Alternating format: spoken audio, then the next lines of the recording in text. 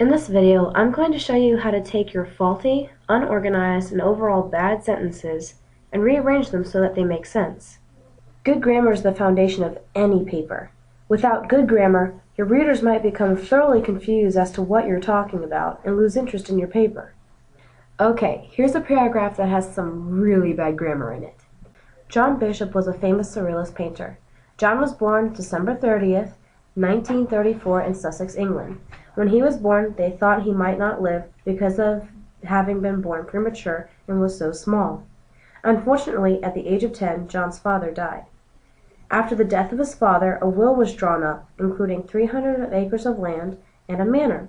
Upon reaching the age of 20, John persuaded his mother to let him travel to Barcelona due to him wanting to become a painter, and this proved the means of his visiting Spain.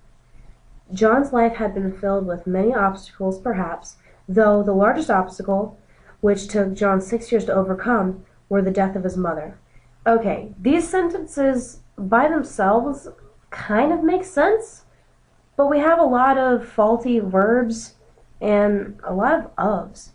This can make your paper seem really scatterbrained. Let's see if we can fix this. Okay, I'm going to break this paragraph down sentence by sentence for you. Let's see if we can fix these sentences to help them make sense. Let's take the first sentence of the faulty paragraph. John Bishop was a famous surrealist painter. Okay, well, we know he's a surrealist painter, but it also runs into the next sentence. John was born December 30th, 1934 in Sussex, England. We need to combine these sentences to make them more concise. Here's the corrected sentence. John Bishop was a famous surrealist painter born on December 30th, 1934 in Sussex, England. This gives us all the information that we need in one compact sentence. Here's the third faulty sentence. When he was born, they thought he might not live because of having been born premature and was so small. In this sentence, we have no idea who they is. Not only that, but the last part, and was so small, could apply basically to any part of this sentence. We need to identify who was so small and who they is. When John was born prematurely, doctors thought he would not live due to his small size. This sentence identifies who was born prematurely and who thought he would not live. This sentence sounds a lot better than the first one.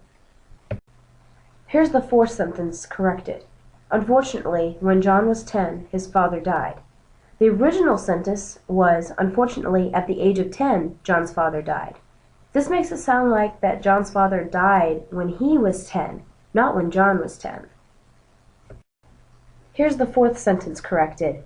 After the death of his father, a will was drawn up, granting 300 acres of land and a manor. The original sentence was, after the death of his father, a will was drawn up, including 300 acres of land and a manor.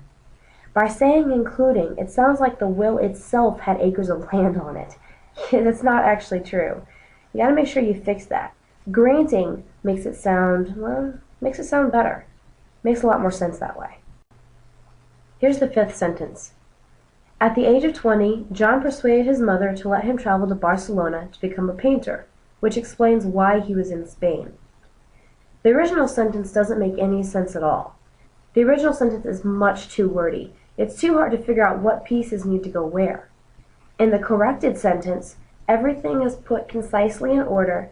That way the reader can easily make sense of the paragraph without having to revisit it. The seventh sentence, the last sentence, the original, obviously we have some verb problems here, as well as a run-on sentence or two.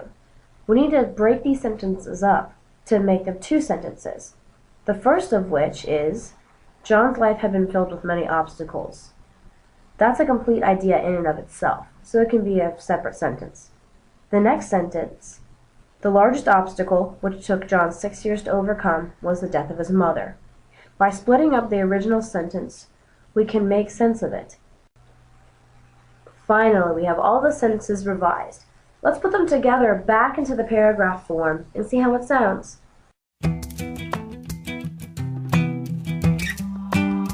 This paragraph sounds a lot better. The ideas flow smoothly, and the reader doesn't need to go back and reread the paragraph to understand what he just read. I think this paragraph's pretty good. What do you think?